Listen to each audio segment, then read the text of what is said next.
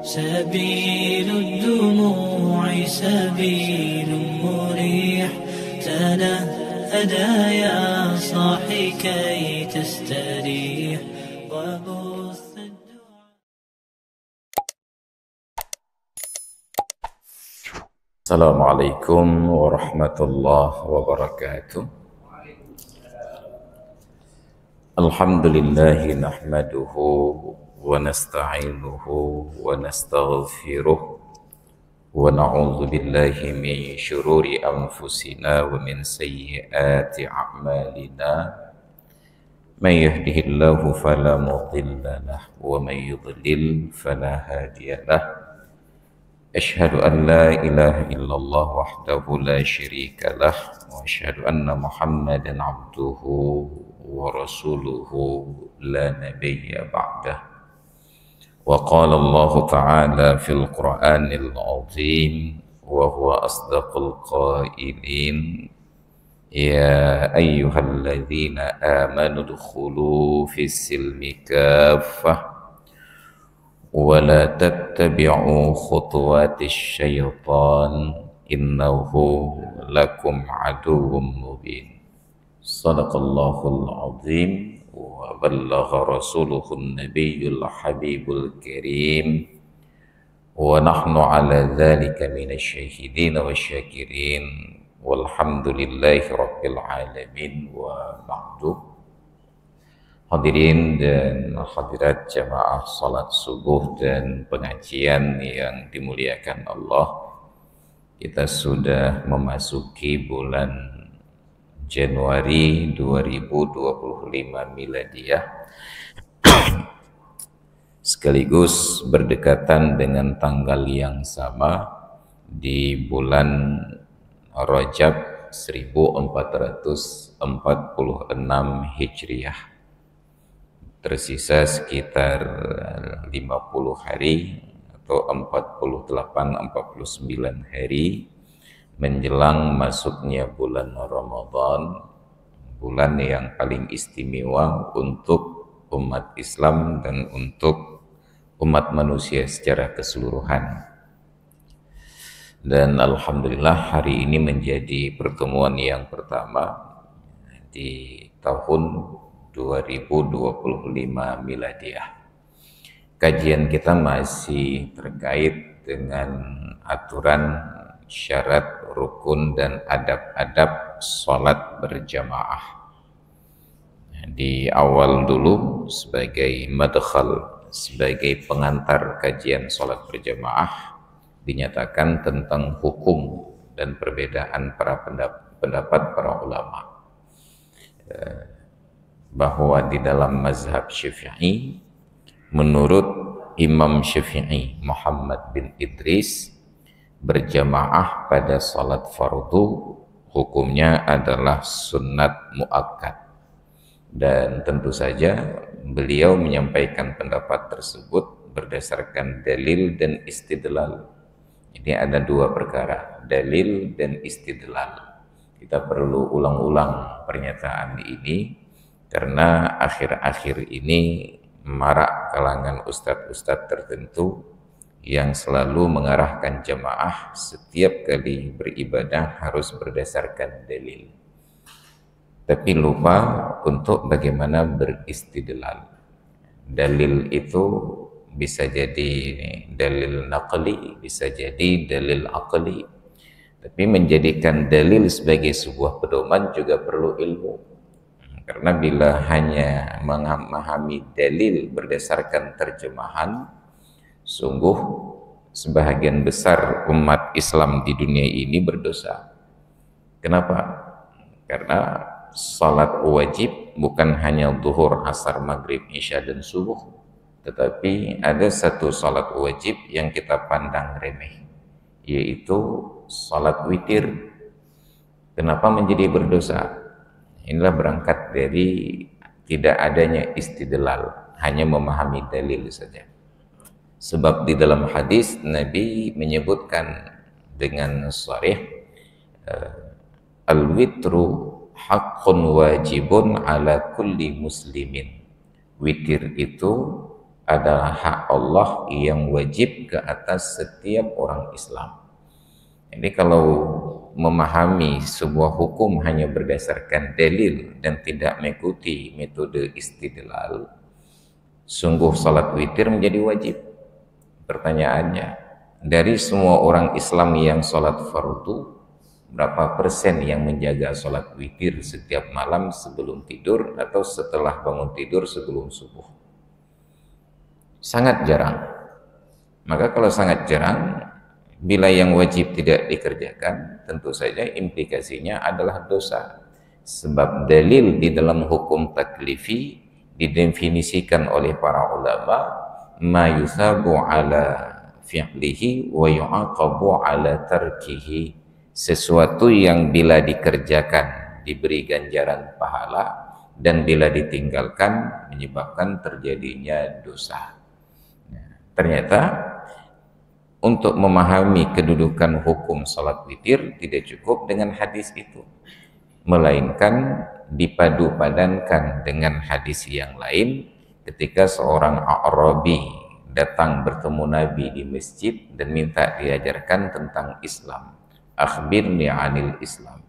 Maka Nabi jelaskan kepada A'rabi, kepada Badui ini, Islam itu mulai dari bersyahadat, syahadat Allah dan syahadat Rasul, kemudian engkau tunaikan salat fardu 5 waktu sehari semalam, engkau puasa di bulan Ramadan dalam setahun hanya sebulan, engkau tunaikan zakat hartamu dan zakat badanmu apabila sampai nisab, dan berhaji seumur hidup hanya sekali. Ditanya oleh A'rabi ini, adakah yang lain lagi ya Rasulullah? Kata Nabi, tidak, hanya itu saja. Maka dengan tegas A'rabi ini menyatakan, kalau begitu ya Rasulullah, saya akan kerjakan semua yang Anda sebutkan tadi, tidak akan saya tambahkan dan tidak akan saya kurangi. Apa maknanya? Untuk salat tidak saya tambahkan 1 rakaat pun salat dan tidak akan saya kurangi. Untuk puasa demikian, zakat demikian, jangan pernah berharap sedekah sunat. Saya hanya kerjakan yang wajib-wajib saja sampai dengan haji. Maka berlalulah A'rabi ini dengan komitmennya. Sahabat-sahabat lain yang hadir menyaksikan diskusi tersebut terheran-heran, karena para sahabat Nabi ini adalah orang yang gemar beribadah dan selalu bertanya fadilah dan yang afdal. Adakah yang lebih baik? Adakah yang lebih baik? Maka saat mereka bertanya kepada Nabi tentang mencari nafkah, pertanyaannya, ayyul kasbi afdal, pekerjaan apa yang paling utama? Dijawab oleh Nabi, amalur rajuli biyadihi wa kullu bay'in mabrurin, pekerjaan seseorang dengan keterampilan tangannya, dan yang kedua, setiap bentuk transaksi jual beli yang mabrur. Ketika para sahabat ini beraktivitas sehari-hari mendekatkan diri kepada Allah, mereka bertanya, ya Rasulullah, ayyul a'mali khairun, pekerjaan apa yang paling utama? Dijawab oleh Nabi, as-salatu ala waqtiha, salat pada waktunya. Ingat narasinya, salat pada waktunya, bukan di awal waktunya. Di awal waktu itu nanti terdapat di dalam referensi hadis yang lain. Tapi dalam hadis riwayat Abdullah bin Mas'ud ini, Nabi menjawab, as-salatu ala waqtiha, salat pada waktunya. Hadis ini diriwayatkan salah satunya oleh Imam Muslim. Hadis Sahih Muslim, salah seorang pensyarahnya adalah Imam An-Nawawi. Dan ketika mensyarahkan terkait hadis ini, apa kata Imam An-Nawawi? Faman adda salata ba'da dukhuli waqtiha wa qabla khurujihi faqad adda salata ala waqtiha al-mahdud. Barang siapa yang menunaikan salat setelah masuk waktunya dan sebelum keluar waktunya, maka sungguh ia sudah menunaikan salat pada waktu yang telah ditetapkan. Maka ada dalam waktu, ada di awal waktu. Jadi yang keliru di dalam dakwah yang disampaikan selama ini adalah mempersempit syariat yang lapang. Selalu saja menggugat orang-orang yang tidak sholat berjamaah di awal waktu, padahal mereka tidak sedang melakukan dosa. Ketika ada yang berbuat dosa, tiba-tiba kita diam saja. Ketika azan berkumandang, ada orang yang sedang melanjutkan usaha mencari nafkah, kita cemooh dengan pertanyaan, berapalah gajimu sampai engkau tinggalkan sholat berjamaah di awal waktu? Ya betul, ada sebuah kebaikan, tetapi orang yang tidak melakukannya tidak sedang berbuat dosa, karena waktu sholat itu panjang. Bukan berarti kita menganggap remeh, tetapi menggugat praktek-praktek seperti ini itu belum sampai pada prioritasnya. Kenapa? Karena masih ada banyak orang yang berbuat maksiat, kita tidak bersuara. Ketika melihat orang keluar ke ruang publik dengan terbuka aurat, kita tidak pernah bersuara. Melihat orang bercelana pendek, kita tidak pernah bersuara. Padahal itu jelas-jelas berdosa. Tapi ketika ada orang yang tidak sedang berbuat dosa, hanya sedang melanjutkan cari nafkah ketika azan berkumandang, tiba-tiba kita menjadi cerewet. Ya, maka saya selalu bantah narasi ini dengan menyatakan bahwa Nabi kita Muhammad sallallahu alaihi wasallam bukanlah seorang yang disiplin menunaikan salat berjamaah di awal waktu, tetapi beliau adalah seorang yang disiplin mengerjakan salat fardu secara berjamaah, baik di awal waktu, di tengah waktu, di akhir waktu, bahkan setelah keluar waktu. Ini Nabi kita, maka jangan terbalik narasinya. Sehingga saya khawatir dengan bahasa sarkas saya katakan, dengan kedisiplinan kita yang seperti ini melaksanakan sholat fardu, jangan-jangan di akhirat nanti surga kita derajatnya lebih tinggi daripada surga Nabi. Itu bahasa sarkasnya, karena tidak mungkin. Maka di dalam Islam pengajaran yang paling utama bukan sholat berjamaah di awal waktu. Inti dari ajaran Islam itu adalah innama bu'istu liutammima makarimal akhlak. Hanya saja aku diutus oleh Allah untuk menyempurnakan akhlak yang mulia. Salat di awal waktu bisa jadi mulia, bisa jadi tidak. Kapan mulia? Ketika tidak ada sesuatu yang menurut agama perlu diprioritaskan. Lalu orang menggugat, memang ada sesuatu yang lain yang lebih penting daripada salat berjamaah di awal waktu. Makanya mengaji.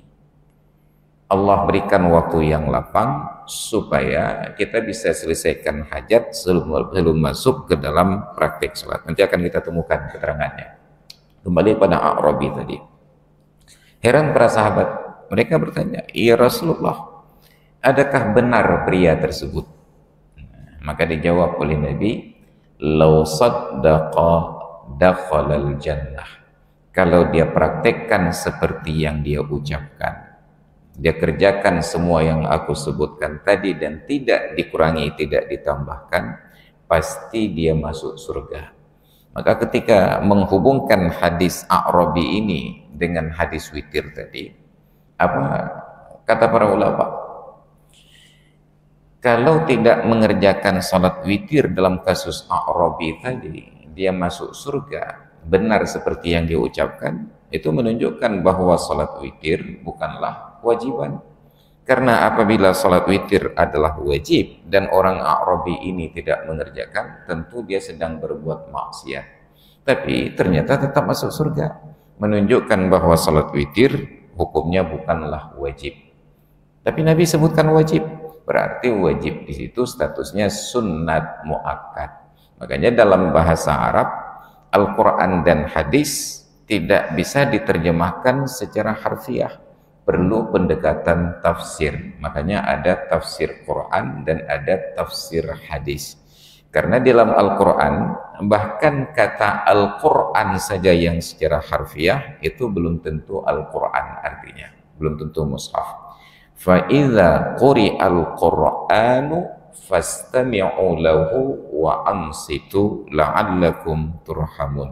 Apabila sedang dibacakan Al-Quran, dengarkanlah bacaan Al-Quran tersebut dan diamlah mudah-mudahan kalian dirahmati. Itu sudah eksplisit tertulis kata-katanya Al-Quran. Ternyata dalam penafsirannya bukan Al-Quran, melainkan ada 4 pemaknaan menurut para ulama. Yang nomor 1 adalah khutbah Jumat. Maka apabila khatib sedang menyampaikan khutbah, dengarkan khutbah khatib dan diamlah. Mudah-mudahan kalian dirahmati. Kenapa bisa berubah dari Quran menjadi khutbah? Rupanya berlaku majaz. Majaznya majaz mursal. Alaqahnya itlaqul ba'at wa iradatul kul. Jadi kalau dalam bahasa Indonesia itu ada yang gaya bahasa yang disebut dengan pars pro toto. Disebutkan sebahagian, yang dimaksudkan keseluruhan. Maka tadi yang disebutkan Al-Quran itu sebahagian, yang dimaksudkan keseluruhan, yaitu khutbah. Kenapa Al-Quran bisa berarti khutbah? Karena salah satu di antara rukun khutbah Jumat yang 5 adalah membaca ayat Al-Quran. Maka dari arti Al-Quran menjadi arti khutbah. Kalau khatib sedang menyampaikan khutbah, dengarkan khutbah khatib dan diamlah.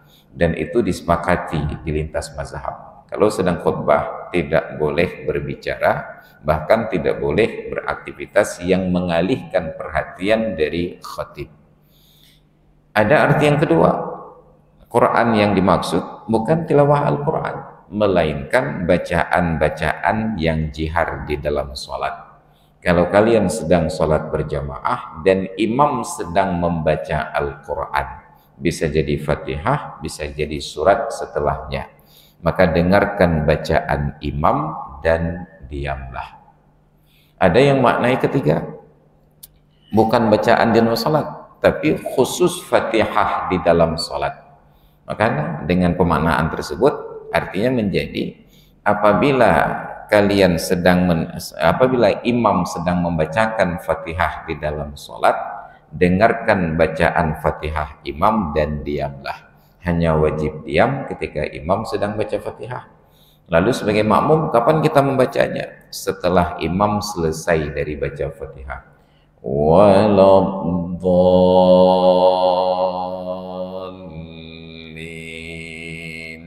Amin. Maka saat itu salah satu adab sholat berjamaah, imam disunnatkan diam untuk apa? Memberikan ruang dan waktu untuk makmum membaca Fatihah secara sir. Diam sehingga durasi waktunya selesai, baru imam melanjutkan bacaan surat ataupun ayat. Nah, untuk praktik ini, keteladanan yang paling bagus saya perhatikan di Aceh terdapat di Musalla Dolok pada sholat tarawih. Nah, itu kan Musalla Dolok terkenal kalau sholat tarawih itu menjadi tempat favorit anak muda dan orang-orang yang merasa masih muda di Banda Aceh. Itu di tempat lain belum dimulai, di tempat mereka udah selesai. Nah, walaupun sholatnya cepat, tapi ada sebuah hal yang harus kita apresiasi. Karena saya pernah sekali dulu diundang ceramah tarawih di sana, hanya sekali, setelah itu saya nggak mau datang lagi. Karena kehadiran kita hanya dianggap sebagai pelengkap penderita saja. Jadi ceramah berikut dengan sholat tarawih harus selesai dalam durasi waktu 25 menit. Artinya ceramah itu kurang dari 10 menit. Pokoknya begitu kita ceramah naik mimbar, setelah puji dan selawat dilanjutkan. Hadirin dan hadirat sekalian yang dirahmati Allah, sebelum saya awali, saya akhiri dengan Assalamualaikum warahmatullahi wabarakatuh. Saking buru-burunya. Jadi saya perhatikanlah, ketika imam masuk ke dalam sholat, begitu selesai Fatihah seperti tadi, imamnya diam. Kita yang makmum ini membaca Fatihah dengan tenang, dengan bacaan yang mutawasid, yang moderat, tidak terlalu cepat dan tidak terlalu lambat. Begitu habis Fatihah kita yang sir, baru imam melanjutkan ayatnya. Itu yang jadi masalah, hanya satu ayat saja dan yang paling pendek. Yasin, Allahu Akbar. Nah, makanya sholat di situ menjadi favorit. Dulu saya pikir itu menjadi juara nasional. Rupanya mereka runner up, karena juara nasionalnya ada di Blitar, 23 rakaat dalam durasi waktu 7 menit. Belakangan mereka dikalahkan oleh Bekasi. Di Bekasi itu ada sholat tarawih 23 rakaat 6 menit. Jadi lebih hemat semenit.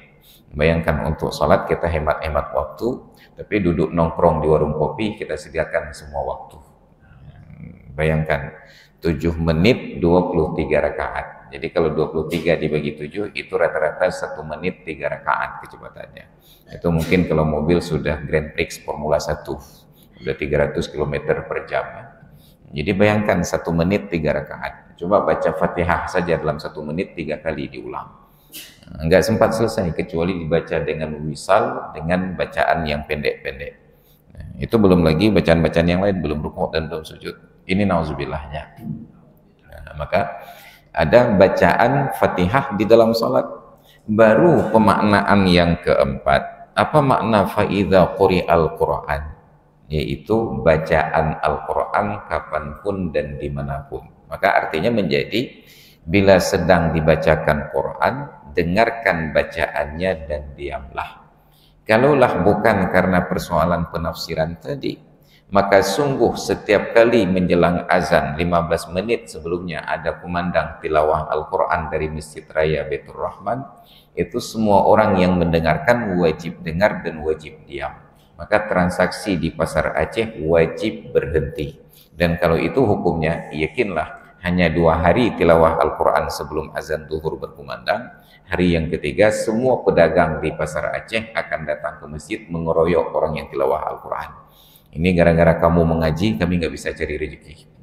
Ya, ternyata Al-Quran dengan arti Al-Quran itu menjadi pemaknaan yang keempat. Makanya kita ingatkan selalu, kita ulang-ulang. Ada dalil, ada istidlal.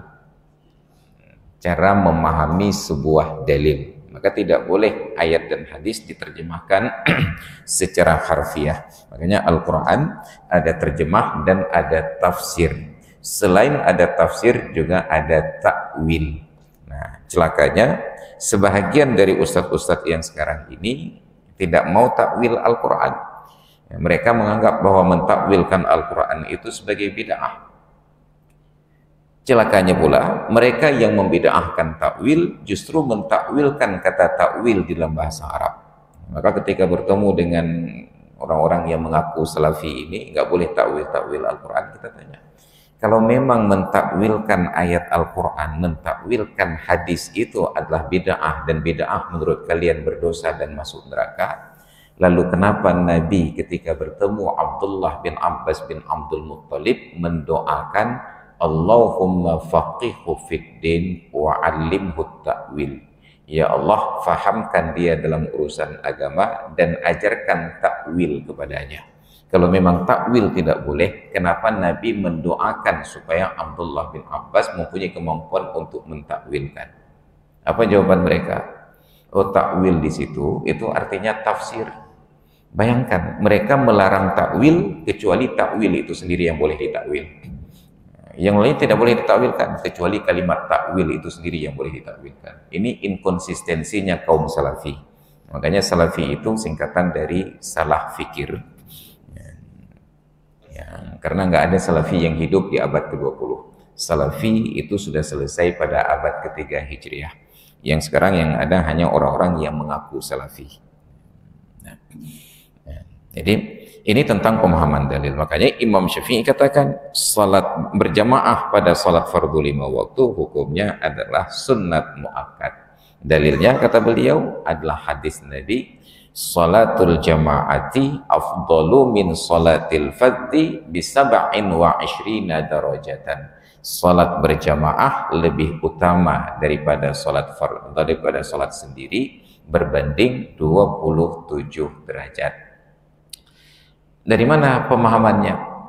Nabi menyebutkan lebih utama, menunjukkan bahwa salat sendiri juga utama, tetapi yang berjamaah lebih utama. Lebih ini menghendaki hukumnya sunat, bukan hukumnya wajib.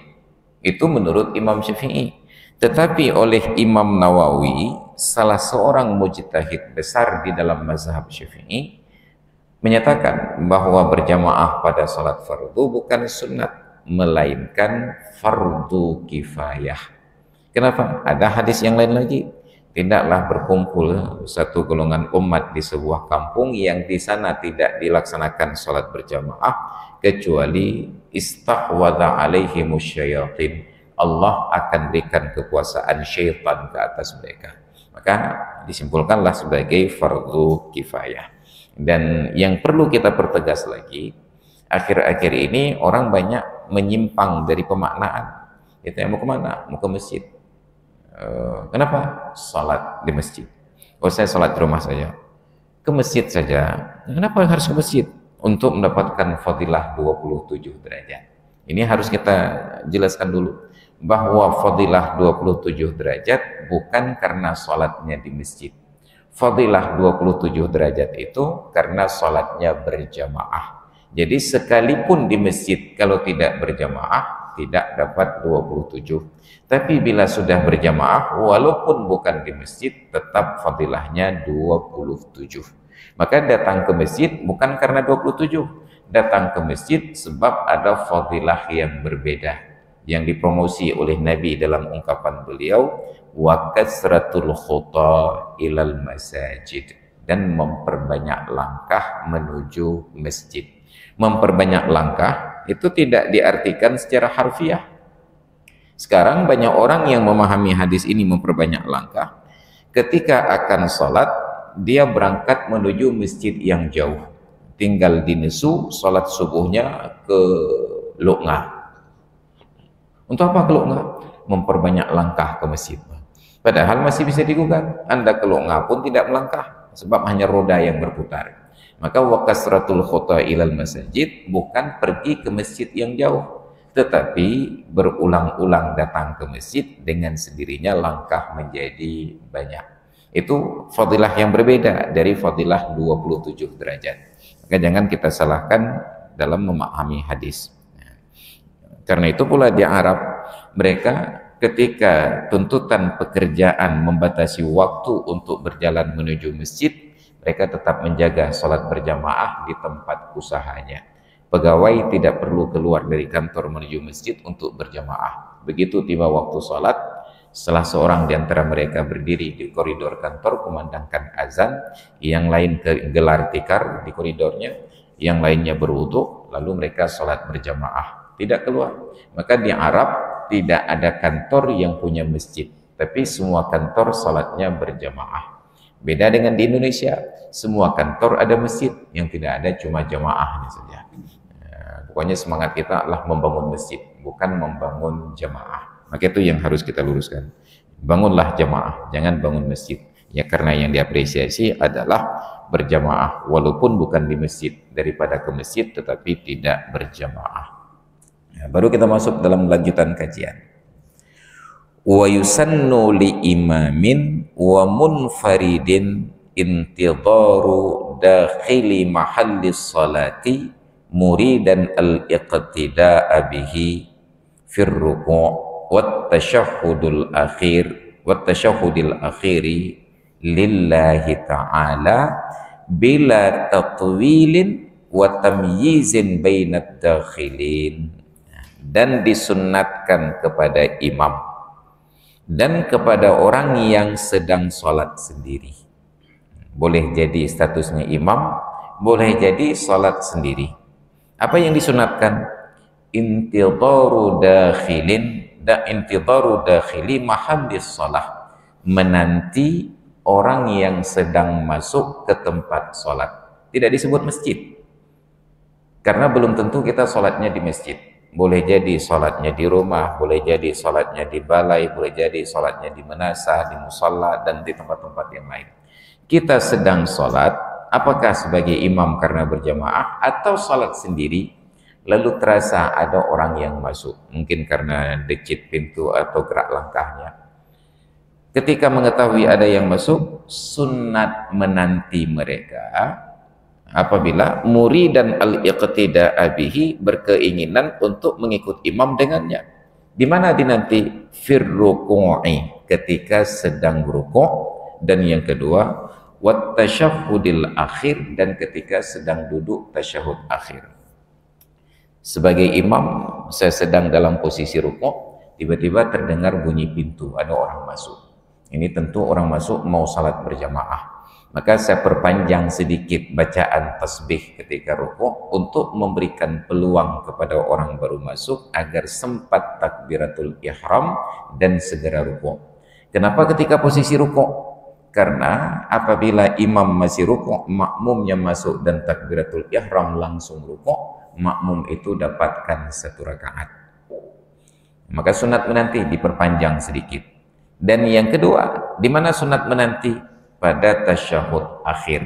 Imam sedang posisi duduk tasyahud akhir, sedang membaca salawat Allahumma salli ala Muhammad wa ala ali Muhammad. Terasa ada orang yang masuk ke tempat sholat dan kayaknya mau sholat berjamaah. Perpanjang sedikit doanya. Allahumma ghfir li ma qaddamtu wa ma akhartu wa ma asrartu wa ma a'lantu wa ma anta a'lamu bihi minni antal muqaddimu wa antal muakhiru. Berikan peluang sampai orang tersebut sempat takbiratul ihram dan bergabung dalam posisi duduk tasyahud. Untuk apa? Supaya dia dapatkan fadilah sholat berjamaah. Cuma di beberapa kasus tidak ada kesepahaman. Mungkin karena ngajinya kurang. Kita sebagai imam sudah berikan waktu, kita perpanjang rukuk sedikit agar dia segera takbir. Tapi dia sibuk masih luruskan HP-nya, luruskan lengan bajunya. Ini ada ilah brigade. Lah kadang yuinan. Akhirnya kita langsung tidak. Kita perpanjang duduk tasyahud akhir, memberikan peluang kepada dia untuk bergabung dalam sholat. Ternyata dia masih sibuk dengan sesuatu yang lain. Maka ini disunatkan pada rukuk dan pada tasyahud akhir. Syaratnya menanti tersebut lillahi ta'ala, karena Allah. Apa makna karena Allah? Dengan tidak membedakan di antara orang-orang yang masuk. Oh, ini yang masuk kayaknya orang kaya ini, kita tunggu sebentar. Oh, ini yang masuk orang miskin, alah bahinan kerau. Enggak boleh membeda-bedakan. Memang bisa membedakan orang kaya dengan orang miskin. Salah satunya dibedakan dengan cara melangkahnya dan suaranya. Oh, nyutanghi orang kaya aja. Maka dipanjangkan menantinya. Itu makruh, itu harus menantinya karena Allah. Semuanya diperlakukan sama. Makanya di dalam Islam, orang yang masuk ke dalam masjid itu sudah meninggalkan semua pangkat dan jabatan dunia. Tidak berlaku lagi ada komandan dan ada anak buah. Tidak ada lagi ada kepala dan staf. Kecuali di Aceh, di Masjid Raya Baitur Rahman, itu baru ada pangkat dan jabatan. Makanya gubernur, pangdam, kapolda itu walaupun telat datang tetap posisi saf terdepan, ada protokoler. Padahal di dalam aturan Islam, siapapun yang masuk masjid tetap kedudukannya sama sebagai hamba Allah. Pangkat berakhir di pintu masjid. Yang berbeda di dalam masjid hanya 2. Yang pertama khatib, yang pertama imam, dan yang kedua khatib. Karena memang dianjurkan, disunnatkan datang telat. Imam dan khatib. Tapi sekarang tidak berjalan. Kalau khatibnya telat, khatib diganti. Kalau imam telat, imam diganti. Nah, padahal dulu imam dan khatib itu sunat datang telat, memberikan ruang kepada jemaah agar datang cepat. Apalagi hari Jumat, itu dalam beberapa hadis dinyatakan hari Jumat di pintu-pintu masjid itu malaikat menanti orang yang masuk dan mencatat nama mereka seorang demi seorang. Berdiri malaikat di pintu-pintu masjid. Ketika khatib sudah naik ke atas mimbar, ketika khatib dan imam masuk, maka malaikat menutup buku catatan dan duduk bergabung dengan jemaah yang lain memperhatikan khatib. Sehingga yang masuk ke dalam masjid setelah khatib naik ke atas mimbar itu namanya tidak tercatat di dalam buku malaikat. Jumatnya sah tetapi fadilahnya tidak dapat. Itu sama seperti analoginya seperti orang yang menghadiri acara seminar dan lain sebagainya. Yang datang awal dia absen masuk, diberikan alat-alat kelengkapannya, ada buku, ada tas dan lain sebagainya, souvenir. Begitu pulang dikasih uang saku. Tapi karena ada yang datang telat tidak sempat lagi absen, absennya sudah tutup karena panitia juga sudah masuk. Orang lain dapat amplop, dia waktu pulang nggak dapat apa-apa. Dia protes, kok nggak ada pahalanya? Kamu datang telat, khatib sudah naik ke atas mimbar. Nah, makanya kita datang masuk hari Jumat, usahakan sebelum khatib naik. Dan supaya jangan terlalu banyak yang tidak tercatat, disunnatkan kepada khatib untuk masuknya telat. Itu prosedurnya di dalam agama. Tapi sekarang sudah berlaku prosedur yang berbeda. Nah, maka disunatkan menanti ketika dalam posisi rukuk dan dalam posisi duduk tasyahud akhir. Dan tidak dalam proses yang panjang. Bila tatwilin, jangan terlalu panjang. Mungkin biasanya kita tasbih ketika rukuk 3 kali. Subhana rabbiyal azimi wa bihamdi. Subhana rabbiyal azimi wa bihamdi. Subhana rabbiyal azimi wa bihamdi. Yang ketiga, terasa ada orang masuk. Tambah 2 kali tasbih lagi. Subhana rabbiyal azimi wa bihamdi. Subhana rabbiyal azimi wa bihamdi. Belum juga dia takbir, abaikan saja. Bila tatwilin, karena kita sudah memberikan hak untuk dia bergabung. Jadi kalau dalam bahasa penerimaan pegawai, jadwal pendaftaran sudah ditutup. Tapi karena melihat ada yang baru turun dari kendaraan, lokasi parkir sedang berlari-lari menuju tempat pendaftaran, walaupun menurut jadwal ini sudah jam 8 sudah ditutup, diperpanjang 5 menit lagi. Kenapa? Memberikan ruang kepada orang yang baru datang, menghargai kehadiran mereka. Wakadza walau linahwi ilmin, sekalipun orang yang masuk tersebut dibedakan karena kapasitas ilmu, tidak boleh. Oh, ini yang masuk orang alim, tidak boleh. Kenapa ada penjelasan demikian? Karena di dalam Islam, ketika kita dilarang bersikap tawadhu kepada orang lain karena kekayaannya, kita ketika bertemu sebagai tuan rumah, datang tamu, tidak boleh membeda-bedakan tamu yang datang antara orang yang kaya dengan orang miskin. Orang kaya datang kita berdiri menyambut, orang miskin datang kita sambil duduk saja. Enggak boleh. Tetapi ada pengecualian. Illa linahwi ilmin, kecuali karena kapasitas ilmu. Orang lain datang kita duduk saja. Tapi begitu yang datang seorang alim, kita bangkit berdiri, diizinkan. Ataupun karena fadilah hubungan kekerabatan. Orang lain yang datang ini kawan-kawan kita duduk saja. Tapi begitu datang seorang lagi, kakek kita ataupun ayah kita bangkit berdiri, itu silahkan. Namun di dalam aturan sholat berjamaah, tidak disunnatkan tidak boleh membedakan antara yang masuk. Kalau yang masuk orang kaya yang ditunggu, kalau yang masuk orang miskin tidak ditunggu. Tidak boleh dibeda-bedakan sekalipun perbedaannya karena ilmu. Oh, ini kalau orang awam tidak saya tunggu, tapi kalau orang alim saya tunggu. Tidak berlaku, karena di dalam sholat semuanya sama. Maka ada hadis Nabi yang menyatakan, man tawadha'a li ghaniyyin zahaba sulusa dinih.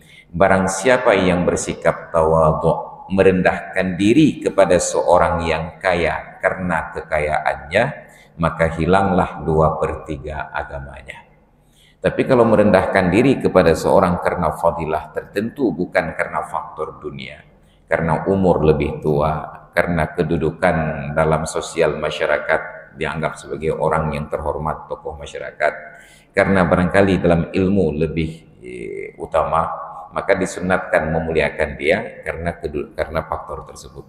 Tapi kalau karena kekayaannya, sebab dia orang kaya kita bangkit berdiri, maka 2/3 agama menjadi hilang.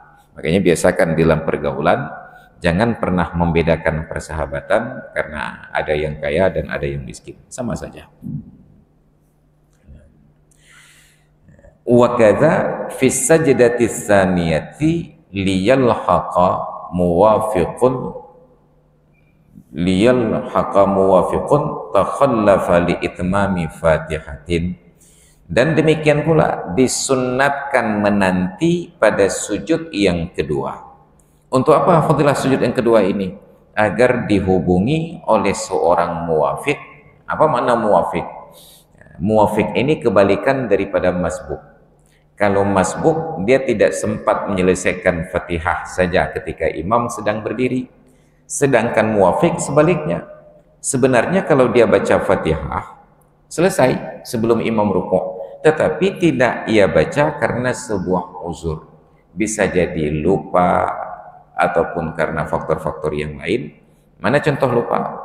Dia takbiratul ihram, kalau dia baca Fatihah selesai. Tetapi karena keasikan mendengar tilawah imam, lezat. Begitu imam rukuk baru dia tersadar, astagfirullah, saya belum baca Fatihah. Wajib menyempurnakan Fatihah sebab dia tidak berstatus masbuk. Wajib ia sempurnakan Fatihah. Imam rukuk dia tetap berdiri baca Fatihah, imam i'tidal dia tetap berdiri selesaikan Fatihah, imam sujud yang pertama dia selesaikan Fatihah. Sampai imam sedang sujud yang kedua, dia masih sedang baca Fatihah, maka pilihan untuk yang muafik ini, selesaikan Fatihah tinggalkan imam, atau tinggalkan Fatihah ikut imam. Imam di sujud yang kedua. Karena dalam kondisi uzur tadi, diberikan toleransi untuk tertinggal dari imam pada 3 rukun yang panjang. Apa rukun yang panjang? Yang pertama berdiri posisi baca Fatihah, yang kedua rukuk, yang ketiga sujud. Nah, ini imamnya sudah rukuk, i'tidal, sujud, dia masih berdiri baca Fatihah. Kalau dia belum rukuk ketika imam sudah posisi sujud yang kedua, maka makmum ini bila tidak meniatkan mufaraqah, batal sholatnya. Karena itu imam yang sedang berada di sujud yang kedua mengetahui ada makmum yang muafik. Dari mana dia tahu muafik? Posisinya di belakang imam saf yang pertama. Ini otomatis bukan masbuk. Orang lain sudah rukuk, tapi yang seorang ini masih sedang berdiri. Itu ada kemungkinan harus diprediksi dia lupa baca Fatihah ketika sedang berdiri dengan imam. Teringat baru baca Fatihah ketika imam sudah rukuk, maka perpanjang sedikit sujud yang kedua agar dia sempat mengejar ketertinggalan. Itu diajarkan. Nah, la kharijan an mahalliha, tidak disunatkan menanti orang yang di luar tempat sholat.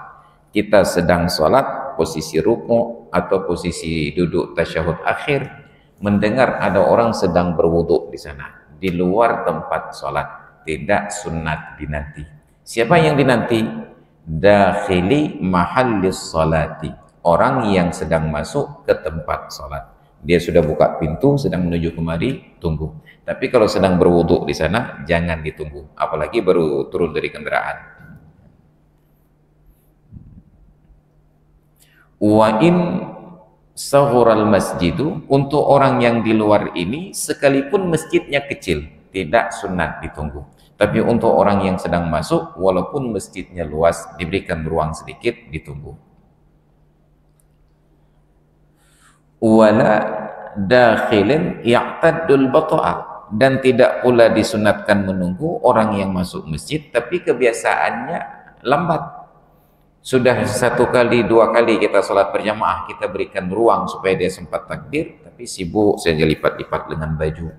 Ini kalau sudah terbiasa demikian, tidak sunat ditunggu. Ini urung bu'aw, ya'taddul bata'ah, sudah terbiasa lambat.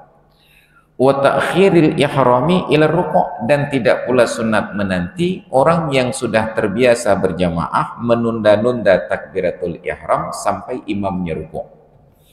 Dia sudah berada di masjid, dia sudah di dalam shaf, tetapi tidak segera takbiratul ihram, melainkan menanti imam ruku' dulu. Itu yang sering kita berikan kalimat gurauan. Ada orang-orang di antara kita, ketika diajak sholat berjamaah saat azan berkumandang, kita ajak, yuk sholat berjamaah. Tunggu dulu. Tunggu apa? Tunggu azan. Ya, kita tunggulah. Begitu berkumandang azan, kita ajak lagi, yuk kita ke masjid. Tunggu dulu. Tunggu apa lagi? Tunggu qomat. Kita tunggulah sebentar lagi. Begitu berkumandang qomat, kita ajak, yuk kita sholat berjamaah. Tunggu dulu. Tunggu apa lagi? Tunggu amin. Jadi begitu amin imam, baru dia datang ke masjid, supaya Fatihah rakaat pertama gratis karena masbuk. Nah, maka orang-orang yang seperti ini tidak sunat untuk ditunggu. Dia sengaja menunda takbiratul ihram sampai imamnya rukuk. Nanti di bulan Ramadan akan ada orang-orang model begini saat sholat tarawih. Begitu imam salam selesai, bangkit takbiratul ihram sholat berikutnya, dia duduk dulu. Kapan dia berdiri? Nanti ketika amin, baru dia berdiri. Allahu Akbar. Untuk apa? Untuk menghemat waktu berdiri. bal yusannu adamuhu zajran lahu. Nah, untuk kasus orang-orang yang menunda takbiratul ihram ini, bahkan sunat untuk tidak dinanti sebagai teguran baginya, sebagai ganti kita menegur. Nyan tengok belage nyandom, itu disunatkan adab-adab tersebut di dalam sholat berjamaah. Maka hadirin dan hadirat sekalian yang dimuliakan Allah, itu yang harus kita pahami di dalam adab sholat berjamaah. Maka mudah-mudahan Allah memberikan ilham dan inspirasi kepada kita untuk menjaga sholat tetap dalam keadaan berjamaah dan tetap menjaga akhlak. Ingat, bila berbenturan antara jamaah dengan akhlak, dahulukan akhlak. Tapi kalau berbenturan antara sholat berjamaah, sholat di dalam waktu dengan akhlak, maka tunda dulu akhlak, kerjakan sholat di dalam waktu. Kita sedang menyambut tamu ketika azan berkumandang, layani tamu dulu. Tapi ini sudah azan, layani tamu dulu. Karena sholat benar, sholat duhur fardhu ain, berjamaah fardu kifayah.